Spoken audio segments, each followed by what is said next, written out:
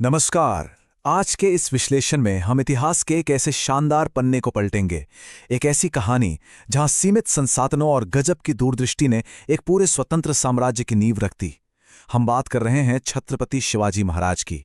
एक ऐसा नाम जो सिर्फ तलवार की धार के लिए ही नहीं बल्कि अपनी तीक्ष्ण राजनीतिक और कूटनीतिक सूझबूझ के लिए भी जाना जाता है। एक ऐसा लीडर जिसने सच में नामुमकिन सी दिखने वाली परिस्थितियों को बिल्कुल अपने फेवर में कर लिया। अगर शुरुआत की बात करें तो परिस्थितियां बिल्कुल विपरीत थीं। सोचिए, एक तरफ है भारी भरकम शाही सेनाएं, अनगिनत सैनिक, बड़ी बड़ी तोपें और बेहिसाब बारूद, लेकिन इनकी चाल काफी धीमी थी। और दूसरी तरफ मराठा सेनाएं, गिनती में बहुत कम, साजो सामान बिल्कुल हल्का, लेकिन फुर्ती ऐसी जैसे बिजली। ये कोई आमने सामने की बराबरी वाली लड़ाई नहीं थी, बल्कि ये तो एक अल्टीमेट अंडरडॉग स्टोरी है, जहां फुर्ती और तेज दिमाग ने विशालकाय ताकतों को भी घुटनों पर ला दिया। तो चलिए देखते हैं कि ये सब आखिर हुआ कैसे। आज के हमारे इस एजेंडे में 5 अहम रणनीतिक स्तंभ हैं। पहला, शपथ और कूटनीति। दूसरा, अटूट निष्ठा। तीसरा, गनीमी कावा। चौथा, अभेद्य पहाड़ी किले। और पांचवा, चौथाई कर और नौसेना। इन्हीं 5 पिलर्स ने मिलकर तमाम भौगोलिक और संख्यात्मक कमियों के बावजूद एक विशाल साम्राज्य खड़ा कर दिया। आइए पहले स्तंभ से शुरुआत करते हैं, शपथ और कूटनीति। एक संप्रभु राज्य का विजन। देखिए, सिर्फ सैन्य ताकत से इतने बड़े साम्राज्य नहीं बनते। तलवार की ताकत को हमेशा एक बहुत ही शार्प पॉलिटिकल माइंडसेट के साथ बैलेंस किया गया था। यह सफर कोई 1-2 दिन का नहीं बल्कि पूरे 35 सालों के कड़े संघर्ष का था।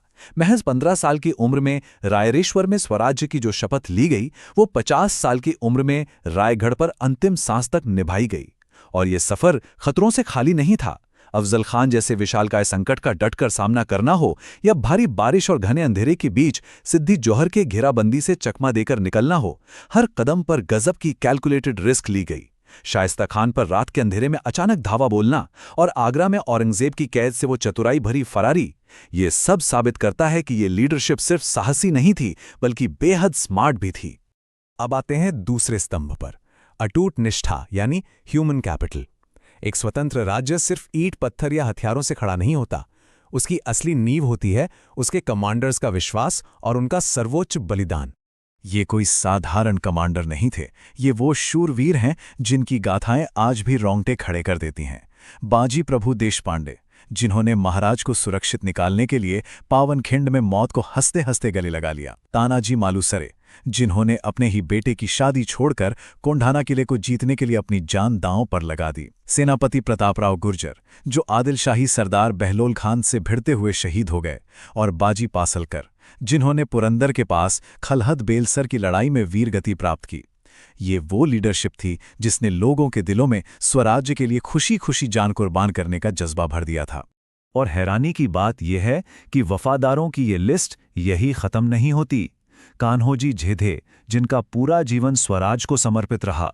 फिरंगोजी नरसाला, जो चाकण किले की रक्षा में चट्टान की तरह खड़े रहे। सिद्दी हिलाल और उनके बेटे का पन्हाला की घेराबंदी में डटकर लड़ना।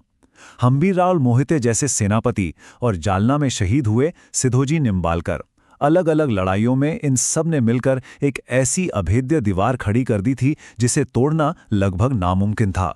हमारा तीसरा स्तंभ है गनीमी कावा यानी युद्ध की कला।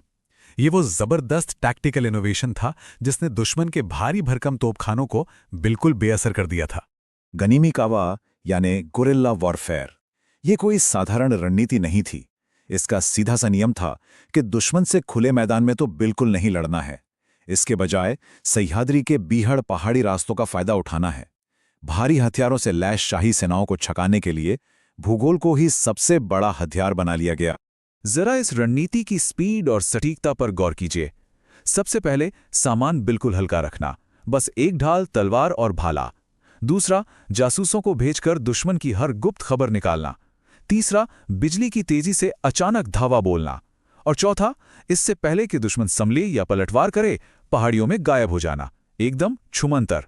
इसी हिट्स एंड रन टेक्निक ने बड़ी बड़ी सुस्त सेनाओं की कमर तोड़ कर रखती थी।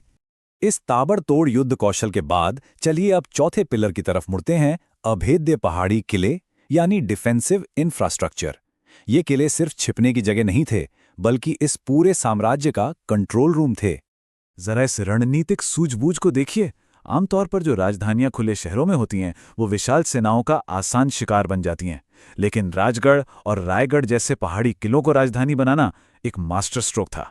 ये जगहें आसानी से पहुंच में नहीं थीं, और सबसे बड़ी बात, इन किलों में खाना और बारूद इतना भरा होता था कि मुट्ठी भर सैनिकों के साथ ये किले 2-2 साल लंबी घेराबंदी को आसानी से झेल सकते थे। और सिर्फ ऊंचाई ही काफी नहीं थी, किलों की सुरक्षा का जो प्रशासनिक ढांचा था वो तो और भी कमाल था। गढ़ों की रक्षा के लिए जानबूझकर अलग अलग जनजातियों और जातियों से रक्षकों को चुना गया। यह एक ऐसा विजनरी कदम था जिसने किसी भी तरह के आंतरिक विश्वासघात या धोखे की गुंजाइश को ही खत्म कर दिया। सबने मिलकर काम किया और किलों की सुरक्षा सच में अभेद्य बनी रही। अब हम इस विश्लेषण के 5वें और आखिरी स्तंभ पर आते हैं, चौथाई और नौसेना। यहाँ हमें उस शानदार आर्थिक और समुद्री दृष्टिकोण की झलक मिलती है जिसने साम्राज्य को इतने लंबे समय तक सुरक्षित और मजबूत रखा। ये 25% यानी 1/4 का आंकड़ा सचमुच एक जीनियस डिप्लोमैटिक मूव था, जिसे चौथाई कहा गया। स्वराज्य का विस्तार करने के लिए पैसा चाहिए था, तो दुश्मन के इलाकों से राजस्व का 1/4 हिस्सा वसूल किया जाने लगा। जो इलाके ये टैक्स देते थे उन्हें मराठा सेनाओं द्वारा कोई नुकसान नहीं पहुंचाया जाता था। बिना अपने लोगों पर बोझ डाले साम्राज्य के विस्तार की फंडिंग का ये एक अचूक तरीका था। और इसके साथ ही आरमार यानी नौसेना की नींव रखी गई। सोचिए, 17वीं शताब्दी में यह अंदाजा लगा लेना कि भविष्य में समुद्री तटों से सिद्धि पुर्तगालियों और अंग्रेजों का बड़ा खतरा हो सकता है। इसी दूरदृष्टि का नतीजा थे सिंधुदुर्ग और विजयदुर्ग जैसे विशाल और भव्य समुद्री किले। बाहरी ताकतों को समंदर में ही रोकने के लिए एक ताकतवर नौसेना बनाई गई, जो अपने आप में एक अविश्वसनीय कदम था। तो इस पूरे ऐतिहासिक सफर को देखने के बाद एक बड़ा दिलचस्प सवाल खड़ा होता है। सीमित संसाधनों का एकदम सटीक इस्तेमाल, विविधता भरा प्रशासनिक ढांचा और भूगोल को अपना रक्षक बना लेना, 17वीं सदी की ये शानदार रणनीतियां आज की आधुनिक स्टेटक्राफ्ट, बिजनेस और लीडरशिप को किस तरह से नई दिशा दे सकती हैं, इस पर विचार जरूर कीजिएगा। आज के इस विश्लेषण में बस इतना।